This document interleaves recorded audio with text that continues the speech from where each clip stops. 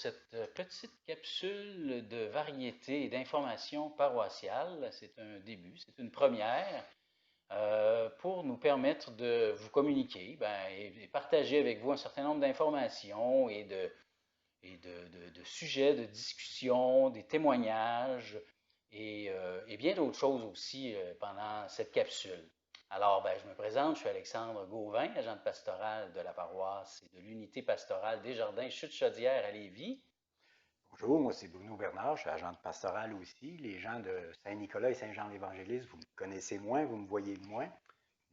Les gens de Saint-Joseph ont l'habitude de me voir. Alors, aujourd'hui au programme, plusieurs choses. Tout d'abord, un petit volet d'actualité, très, très, très simple. On n'a pas de grandes prétentions sur l'actualité, mais quelques informations qu'on aimerait vous partager comme cela. Ensuite, on va avoir une petite discussion, peut-être à chaque capsule, sur le saint ou la sainte de la semaine. Et cette semaine, on aura un sujet plus, la sainteté par excellence. On va y venir dans quelques instants. Ensuite, un petit témoignage d'une personne qui va nous témoigner de l'action de l'Esprit Saint dans sa vie et dans son milieu. Ensuite, on aura un sujet de discussion avec Bruno qui va nous parler de l'adoration. Et on va terminer avec un bref temps de prière. Alors, bonne rencontre. Pour ce qui est de l'actualité, au jour où on est le 4 juin aujourd'hui, 2020. On est encore en confinement, même si le déconfinement est amorcé graduellement dans la société, dans notre communauté, dans nos communautés chrétiennes. Le confinement est encore bien actif. Cependant, comme vous l'avez peut-être entendu dans les médias, dans les nouvelles, le déconfinement de nos communautés s'en vient bientôt, sans avoir de date précise. Les évêques du Québec qui se sont réunis pour discuter de la chose nous informent qu'il n'y en a que pour quelques semaines encore, nous dit-on. Des protocoles de réouverture sont déjà en cours pour permettre la réintégration de nos communautés, mais évidemment pas fait de façon n'importe comment. Avec, bien sûr, il y aura des contraintes et des règles et des mesures à adopter pour garantir l'aspect sanitaire de nos lieux de culte et bien sûr sécuriser les personnes et les services qui sont rendus, plus particulièrement pendant les célébrations liturgiques, messes, baptêmes et funérailles et autres célébrations. Donc ça, plus d'informations à venir sur ces protocoles en temps et lieu. Bien sûr, on vous rappelle, même si c'est fait entre autres par les médias et par probablement un feuillet que vous avez reçu par la poste ou d'une autre façon, que la capitation est en cours. Elle a été un petit peu amputée dans sa campagne, du moins par le confinement. Mais je pense que chacune de nos paroisses ont pris les moyens de prendre contact avec vous. On vous remercie pour votre générosité. Merci pour votre soutien qui nous permet à toute la communauté de continuer la mission l'annonce de l'Évangile qui est la nôtre. Alors aujourd'hui, c'est la première capsule d'actualité comme on le fait là. On n'a pas de nom. Bruno et moi avons discuté sur quel nom on doit donner à cette capsule-là. On n'a pas de grandes prétentions non plus, mais on aimerait ça vous entendre. Quel nom vous verriez à ce type d'information qui, on l'espère, va être appelé à se multiplier dans les prochaines semaines. Si vous avez un nom à proposer, on serait heureux de l'apprendre. Vous pouvez le laisser soit dans le commentaire en bas du vidéo ou bien tout simplement en nous écrivant ou en nous téléphonant pour nous partager votre trouvaille. Et puis on verra quelle sera la meilleure idée et puis on pourra ainsi là, donner un nom à notre capsule. Puis on vous invite d'ailleurs à laisser des commentaires. Qu'est-ce que vous pensez de ce type d'activité-là? Comment vous en voyez l'utilité? Nous, ça va nous éclairer, puis on pourra réajuster le tir au besoin. Tout à fait. Alors, pour terminer ce petit volet d'informations, de nouvelles, je répète probablement plusieurs ressources sur lesquelles vous pouvez aller chercher de l'information à teneur plus religieuse, bien sûr, sur le web principalement, et aussi sur la télé là, pour ceux qui n'ont pas accès au web. J'en nomme quelques-unes, c'est vraiment quelques-unes, il y en a bien sûr bien d'autres, mais disons que c'est quand même des bonnes sources. Il y a bien sûr Zénith, et puis vous allez voir tout simplement les liens apparaître à l'écran là, en même temps. Donc, zénith.org, qui est le monde vu de Rome. Donc, il donne un certain nombre d'informations, d'actualités qui proviennent principalement du Vatican, du pape, et aussi de la curie et des différents dicastères, comme on dit, du Vatican et qui nous informent, bien sûr, de l'information plus internationale, mais surtout vue de Rome. Il y a aletheia.org, vous avez le lien aussi à l'écran, donc qui est un site d'information, mais aussi un site de réflexion qui propose des articles de toutes sortes sur la foi, sur la spiritualité, sur la liturgie, sur la parole de Dieu, bien sûr, qui sont de bonnes ressources là, pour aller plus loin là, dans notre foi et dans notre compréhension là, de notre foi. Bien sûr, il y a ecdq.org, le site officiel du diocèse, qui a son blog et qui nous donne bien sûr des informations qui concernent le diocèse. Il y a ecdq.tv, qui est la web télé du diocèse, sur laquelle vous pouvez aussi trouver plein de capsules vidéo, de documentaires, d'émissions de toutes sortes, de témoignages et même de temps de prière. Très intéressant. Si je continue dans la vague des télévisions, il y a bien sûr ktotv.com. Vous allez voir le lien, j'ai un petit blanc de mémoire. Qui là aussi a énormément de ressources mises à votre disposition en vidéo, des documentaires, des émissions pour tous les niveaux, pour toutes les sensibilités aussi, très intéressant.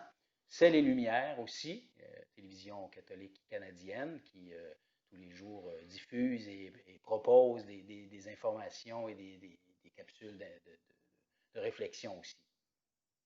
Dans le domaine plus de l'écrit, papier, mais aussi sur le web, il y a leverbe.com, donc une revue catholique bien de chez nous, de Québec, qui publie là, assez souvent, des articles sur Internet. Et bien sûr, il y a une édition papier là, à laquelle vous pouvez vous abonner, avec des articles de fond, des articles solides et intéressants. Sur les sites web, ça fait beaucoup de ressources, mais c'est pour vous permettre de rester bien branché. Bien sûr, il y a le site paroisse au pluriel de lévis.org, qui est un site un petit peu plateforme pour les 3 grandes paroisses du Grand Lévis et de Saint-Lambert de Lauzon, donc sur lesquels vous pouvez trouver là, des nouvelles fraîches.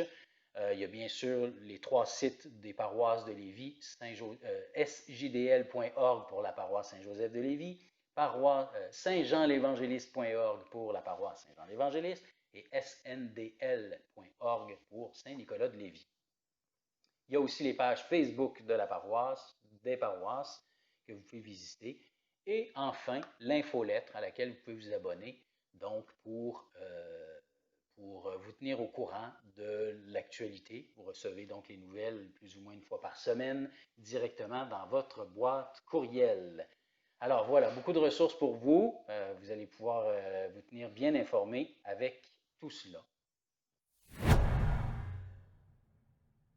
Alors aujourd'hui, donc, dans la petite capsule d'information qui veut traiter ou aborder ou présenter le saint ou la sainte du jour ou de la semaine ou une grande fête liturgique, ben, on a fait notre choix sur la fête de la Trinité.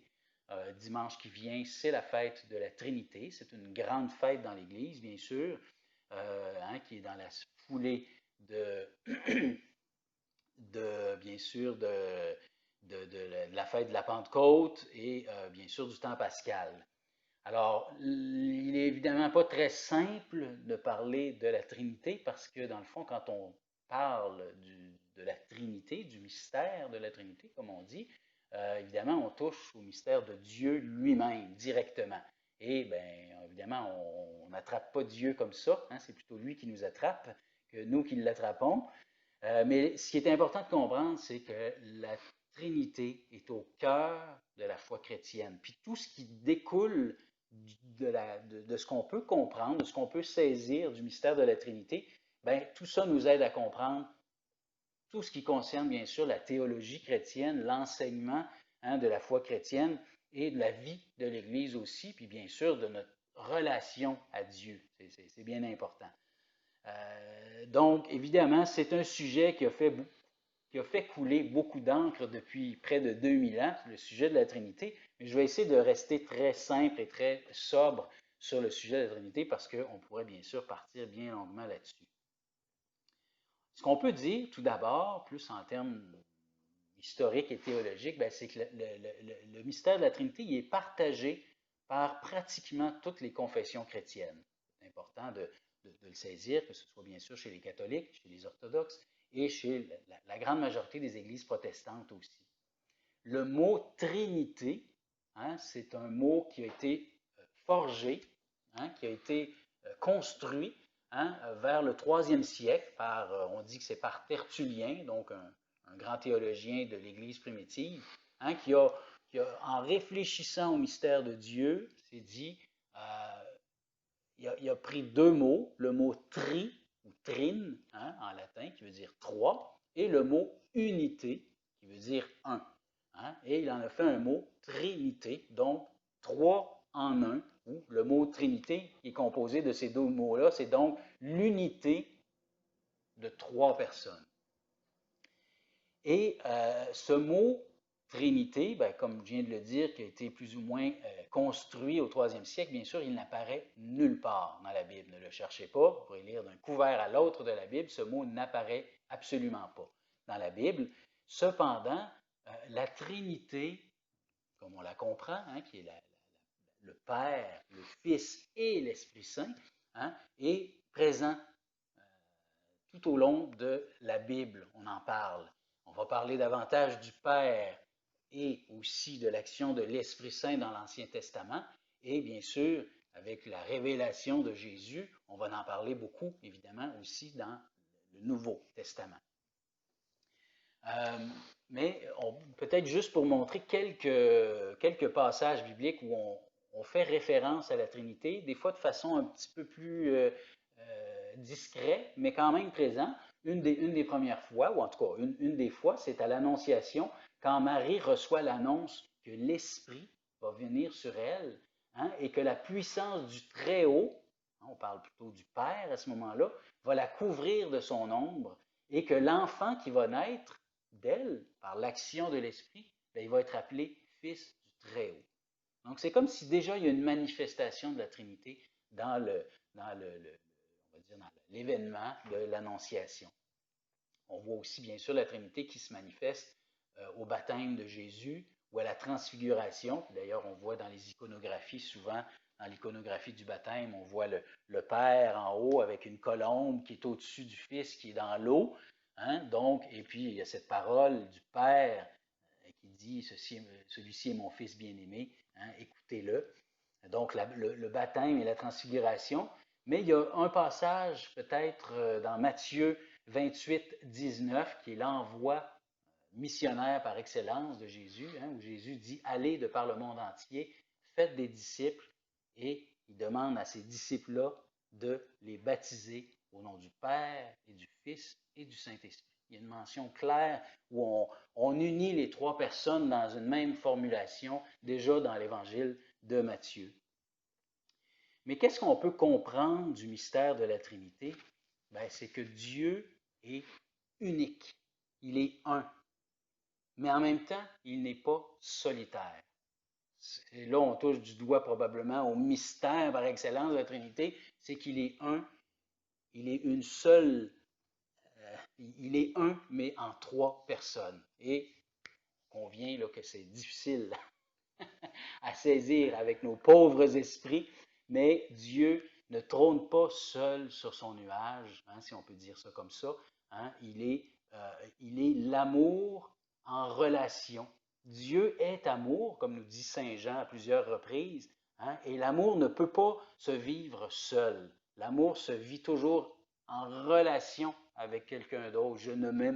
On s'aime soi-même, c'est bien de s'aimer évidemment parce qu'on est créature de Dieu certainement, puis parce qu'il est bien de s'apprécier soi-même, mais dans le fond, l'amour est toujours tourné vers les autres parce que c'est un don. Et dans la dynamique de la vie divine, c'est un mystère qui nous dépasse, comme l'amour d'ailleurs nous dépasse toujours quand on aime vraiment, j'ai envie de dire, on perd la raison un petit peu aussi. Il y a Saint Augustin qui affirme pour expliquer quand même aussi les limites de notre compréhension de la Trinité, hein, et de notre compréhension de Dieu. Saint Augustin qui dit, si on comprend le mystère de la Trinité, ce n'est pas Dieu. Parce que Dieu échappe toujours. Quand on pense attraper Dieu, quand on pense l'avoir compris, ben Dieu est déjà ailleurs, il est déjà plus là, et on vient d'en faire une idole, malheureusement. Et on est tous comme ça, on veut chosifier Dieu parce que ça fait notre affaire bien souvent, mais dans le fond, dans une vraie dynamique d'amour, une vraie dynamique de foi, il faut accepter que Dieu soit toujours ailleurs, d'une certaine façon, même s'il est présent dans notre cœur. Il est aussi toujours ailleurs, et c'est ce qui fait qu'on a à se mettre en mouvement, toujours, toujours. On ne peut jamais s'arrêter et s'asseoir avec Dieu. Dieu nous invite toujours à la marche. Ce qu'on doit retenir en une phrase du mystère de la Trinité, c'est l'amour dans l'unité, dans la relation, mais aussi l'amour dans la communion des personnes. Puis ça, on peut comparer ça, toute comparaison est toujours boiteuse, mais quand même, on peut comparer la Trinité à une famille, à un couple ou à un groupe. Hein? Il y a plusieurs personnes, mais il n'y a toujours qu'un seul amour, hein, qui peut s'expérimenter. Hein? Et cet amour commun, il se vit dans l'unité. Quand il y a l'unité, il y a l'amour, puis quand il y a l'amour, habituellement, il y a l'unité aussi. Comme l'amour ne s'explique pas d'abord par des mots, mais par l'expérience, la Trinité ne peut que s'exprimer dans la prière, puis on va aborder la question de l'adoration dans quelques minutes, mais aussi dans l'action, parce que l'amour n'est pas juste quelque chose d'intérieur, c'est aussi quelque chose qui s'incarne par le don concret au prochain, à ceux qui nous entourent.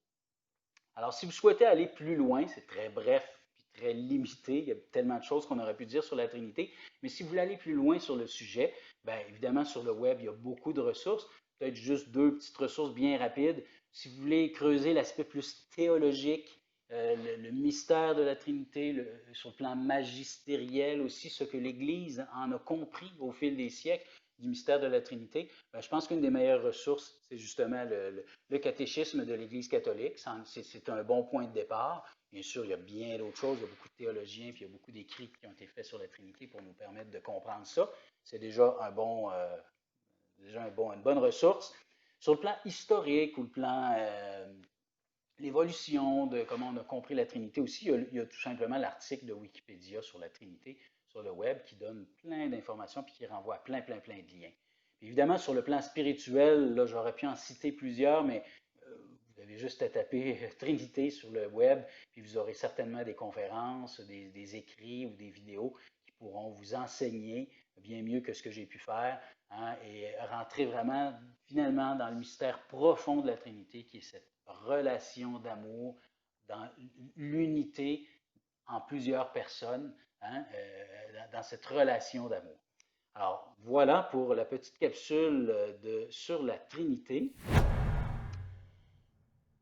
On va passer maintenant à un petit témoignage. Donc, on a posé la question à une personne donc, qui s'appelle Catherine Tremblay, qui nous a livré un petit témoignage très court sur comment l'Esprit Saint, hein, qui est une des trois personnes de la Trinité et qui, on l'associe souvent à celle qui est la personne qui est le plus en mouvement, hein, à travers le fait d'être une colombe ou de l'eau ou du vent. Donc, on a demandé à Catherine comment l'Esprit Saint agit dans sa vie, puis aussi comment l'Esprit Saint agit dans son milieu. Alors, écoutons Catherine. Bonjour, j'aimerais vous partager en fait comment l'Esprit Saint agit dans ma vie. Pour moi, quand je pense à ça, je pense à une sorte d'éveil ou une sensibilité à ce que Dieu veut dire dans ma vie, à qu'est-ce que je peux améliorer dans mes relations, dans mes vulnérabilités. Puis parfois, je pense que j'ai besoin d'entendre ou de voir quelque chose autour de moi qui va me convaincre que c'est le temps d'un changement, c'est le temps d'une demande de pardon, c'est le temps d'être ouvert à d'autres choses. Fait que pour moi, il y a une forme de subtilité, mais en même temps de franchise assez marquante là, quand ces événements-là arrivent. Donc, je dirais que tout simplement, c'est vraiment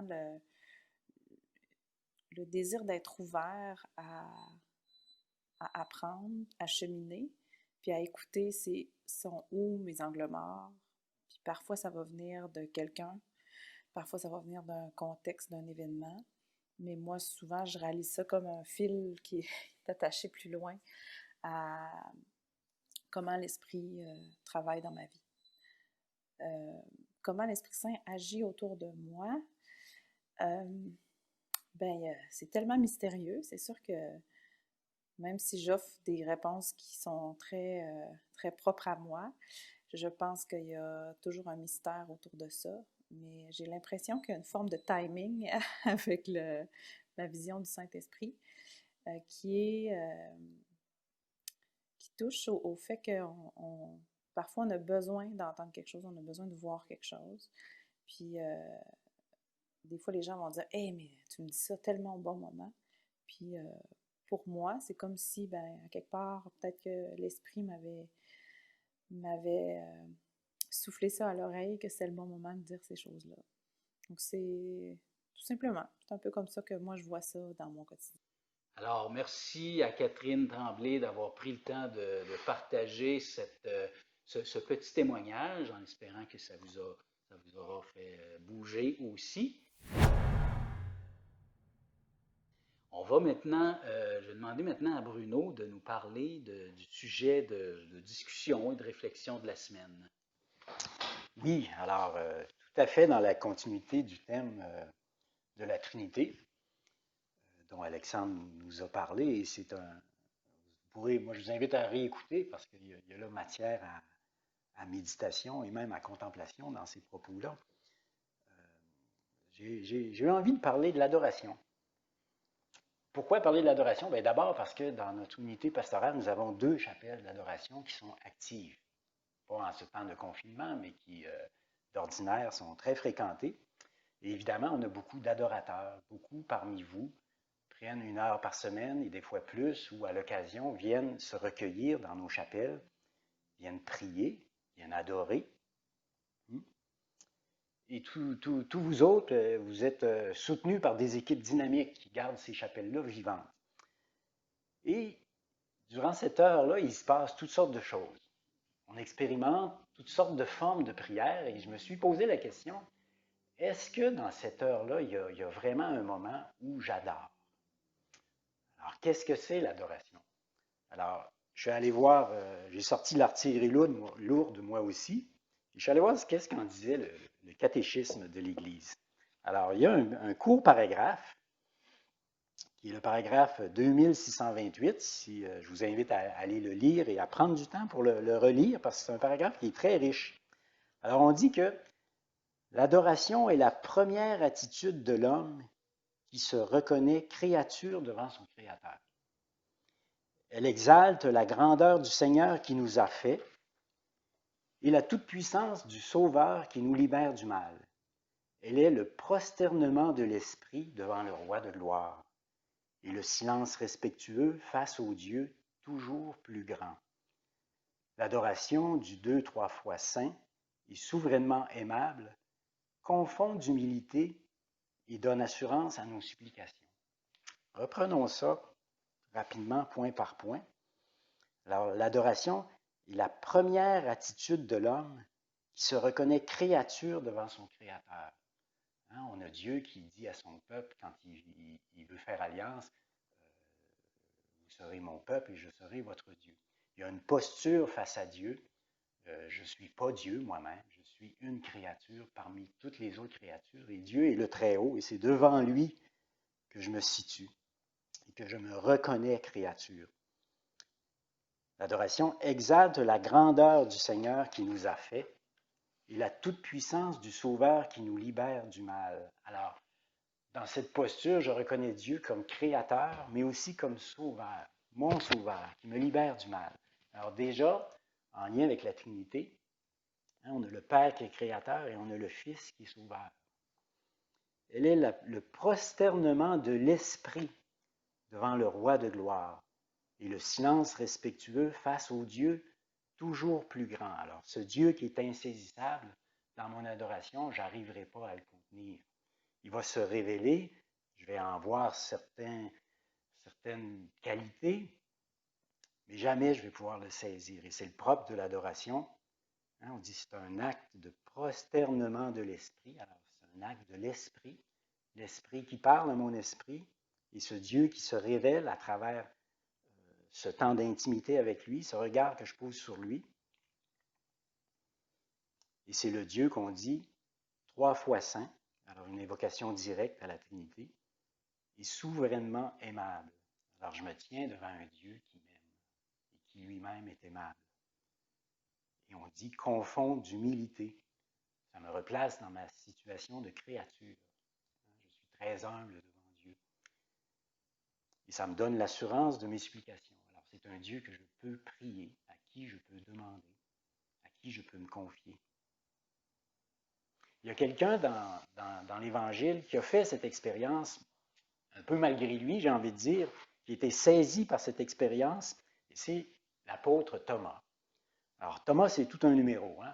On le voit dans l'Évangile de Jean. Il y a seulement dans l'Évangile de Jean où Thomas parle. Ailleurs, il ne parle pas. On le nomme parmi les autres disciples, les autres apôtres. Mais dans l'Évangile de Jean, il parle et on se rend compte que c'est quelqu'un qui n'a pas la langue dans sa poche. Alors, vous connaissez l'épisode où, après la résurrection, Jésus apparaît aux disciples, Thomas n'est pas là. Et là, Thomas revient. Alors, déjà, il y a eu l'annonce de la résurrection par Marie-Madeleine. Et là, Thomas revoit sa gang, ses amis avec qui il a vécu pendant 3 ans et qui a partagé des trucs inouïs, hein, qui a changé sa vie.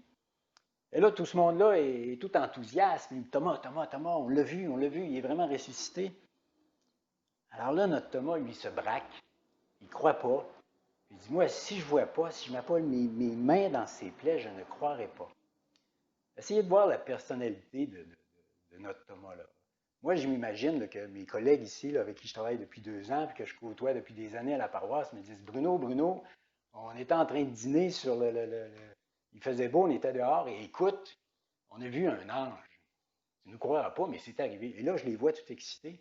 Mais parce que je les connais, parce que je sais que quand ils me content une blague, c'est pas ce genre de blague-là qu'ils me content, c'est pas mal plus niaiseuse, ben, il me semble que ma réaction, ça va dire, ben, écoute, il s'est passé quelque chose. Juste aller voir, je vais dire, il s'est passé quelque chose. Thomas, c'est pas ça. Thomas, lui, il se fie à ce que lui pense. C'est son idée à lui, et là, non. Alors, c'est une drôle de personnalité. Mais là, voici que Jésus apparaît. Il apparaît à lui. Et là, il est devant lui.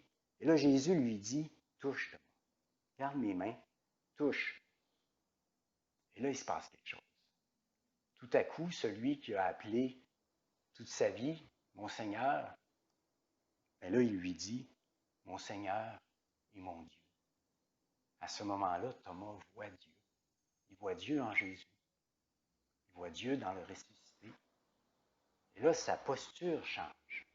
Il devient une créature. Il ne devient pas de tout-puissant dans sa pensée, dans sa croyance qu'il est. Il devient tout à coup humble et soumis devant son Dieu et il l'accueille. Mon Seigneur et mon Dieu. Moi, c'est une parole que je trouve très, très belle et qui m'aide personnellement à me repositionner. Hein, dans toutes les difficultés que je peux vivre et dans toutes les belles idées que je peux avoir, les belles visions, de temps en temps, je m'amène à me dire, mon Seigneur et mon Dieu. Hein, c'est pas moi le Tout-Puissant, c'est pas moi qui sais tout, c'est toi. Donc, il y a une posture dans l'adoration à prendre. Alors, je vous inviterai, et je nous invite, à relire un peu nos temps de prière devant le Saint-Sacrement. Quand on vient à la chapelle d'adoration ou dans nos journées, quand on prend du temps pour prier, quelle est ma posture devant Dieu? Hein? Est-ce que j'ai cette attitude de la créature qui est tout à fait petite, j'allais dire insignifiante, mais on va se donner une chance quand même, devant le Très-Haut, l'insaisissable, ce Dieu trine, ce Dieu qui est tout amour en lui-même et qui est tout amour offerte. Est-ce que j'ai cette capacité simplement me positionner devant le Très-Haut, devant mon Sauveur aussi, m'ouvrir à l'Esprit et me reconnaître comme fils et fille de ce Père qui m'aime. Alors, c'est à chacun de voir un peu comment se passe mon heure d'adoration. Est-ce que vraiment j'ai des moments d'adoration? Est-ce que j'ai des actes d'adoration dans ma prière? Ou si je passe une heure à déverser toutes mes difficultés, ou une heure à méditer, ce qui est très bien, une heure peut-être même à contempler, une heure à écouter. Alors, toutes ces formes de prière qui se déploient, souvent sous l'impulsion de l'Esprit Saint, mais est-ce que de temps en temps, je reviens à cette posture de me situer devant le Très-Haut, devant mon Sauveur qui est devant moi, dans les saintes espèces, devant l'Esprit, hein, qui veut me communiquer sa lumière, sa chaleur aussi. Alors peut-être se donner des petits trucs, une fois que j'ai fait ma relecture de ma prière et que peut-être je constate qu'effectivement, je n'ai pas beaucoup de temps consacré à l'adoration, je n'ai pas beaucoup ce mouvement d'adorer Dieu dans ma prière. Alors peut-être ajouter des petits moments et une façon de le faire qui est très simple, c'est de garder dans sa poche cette prière de Thomas, cette réaction de Thomas. Et simplement, là, après un temps de distraction ou un moment de silence, simplement revenir et mon Seigneur est mon Dieu. Mon Seigneur est mon Dieu. Et se laisser glisser avec ces paroles dans le mouvement de l'esprit. Pour d'autres, ce qui peut être aidant, c'est simplement de reprendre l'acte d'adoration de l'Église. Alors, on est chanceux, l'Église nous guide dans plein de formes de prière et nous avons un acte d'adoration qui nous est proposé. Hein, je vais vous le lire. C'est facile à trouver il sera à l'écran, formidable. Je savais que je pouvais compter sur toi, Alexandre. Alors, mon Dieu, je vous adore et vous reconnais pour mon Créateur, mon souverain Seigneur, et pour le maître absolu de toutes choses. Alors, bien sûr, on peut la réciter, mais on peut surtout la prier, tout doucement, se laisser habiter par ces mots-là. Et pas obligé de la dire au complet, hein. Tout à coup, il y a un mot qui vous saisit, restez dans ce mot-là. Restez dans l'adoration avec ce mot-là. Restez devant votre Seigneur, notre Créateur. Alors, si c'est une prière qui vous parle, gardez-la dans vos poches. À un moment donné, vous voyez que vous êtes un peu n'importe où. On sort la prière et on plonge tout doucement dans l'adoration. Une autre prière qui est courte et qui est facile à retenir, c'est celle de l'ange à Fatima. Hein, l'ange qui nous propose de prier avec une prière qui commence par « Mon Dieu, je crois, j'adore, j'espère et je vous aime ». Alors, je peux répéter ça et me laisser remplir de cet esprit d'adoration et d'amour aussi qui est rendu au Seigneur. Bien sûr, il y a les psaumes, il y a plein de psaumes qui proclament la grandeur de Dieu et qu'on peut utiliser pour soutenir et nourrir notre adoration. Et normalement, l'adoration va m'amener à rendre gloire, va m'amener dans la louange. C'est le propre de l'adoration de me resituer devant Dieu. Et voir Dieu, c'est forcément me voir petit, mais en même temps, c'est voir tout son amour pour moi. Alors, les saints et les saintes nous inondent de ces paroles, comment ils se sentent insignifiants devant Dieu, mais comment ils se sentent aimés et comment ils entrent dans la louange. Hein? Ils rendent gloire à Dieu, ils le louent pour ce qu'il est. Alors ça peut être un signe que votre temps d'adoration, votre temps de prière est vraiment dans l'esprit lorsque jaillit de toutes sortes de façons une louange, une action de grâce. Alors on sent bien que, comme dans l'expérience de Thomas, dans ma prière, il y a l'esprit qui est à l'œuvre.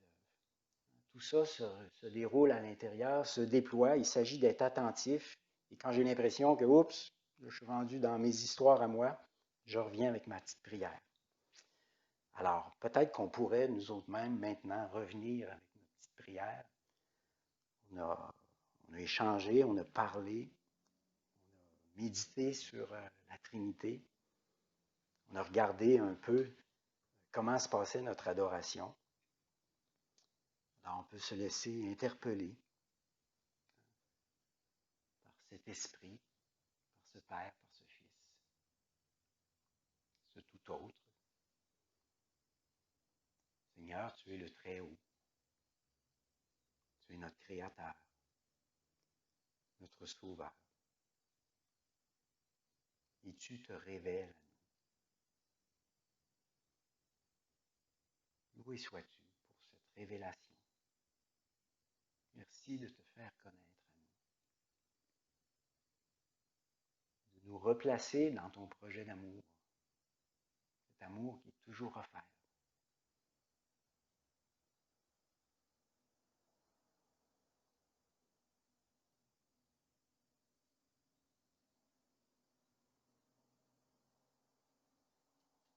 Oui, Seigneur.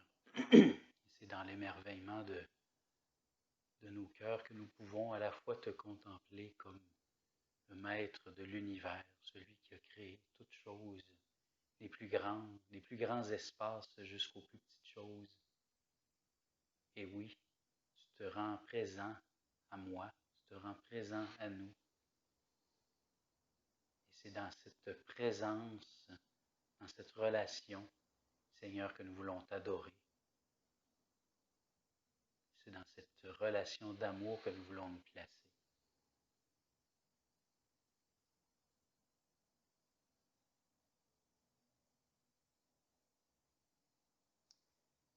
Merci Seigneur pour ton Fils, lui qui vient à nous. Viens à nous, Seigneur Jésus, viens nous montrer tes plaies. Viens te faire proche de nous. Donne-nous la grâce de te voir, de te toucher.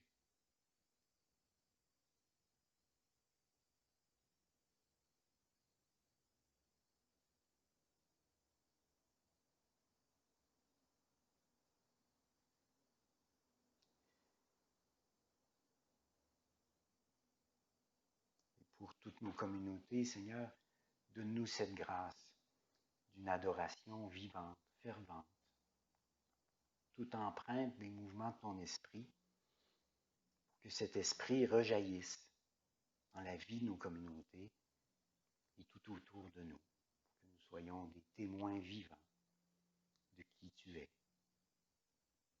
notre Seigneur et notre Dieu.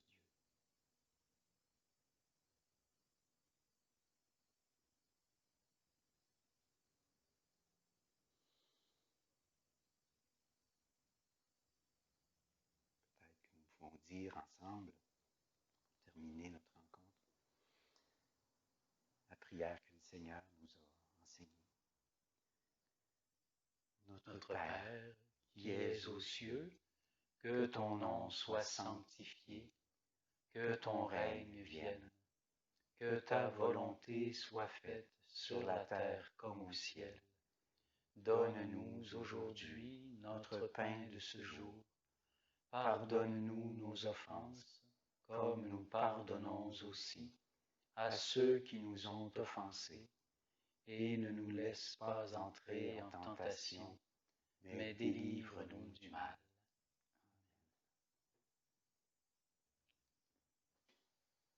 Alors, merci beaucoup Bruno. Merci Alexandre. Ben oui, alors ça va être pas mal la fin de notre petite capsule d'actualité. Donc, restez branchés, il y en aura peut-être d'autres là, si l'intérêt est là et si l'esprit nous inspire de continuer. En attendant, ben, on vous souhaite de passer une bonne journée et à bientôt. À bientôt.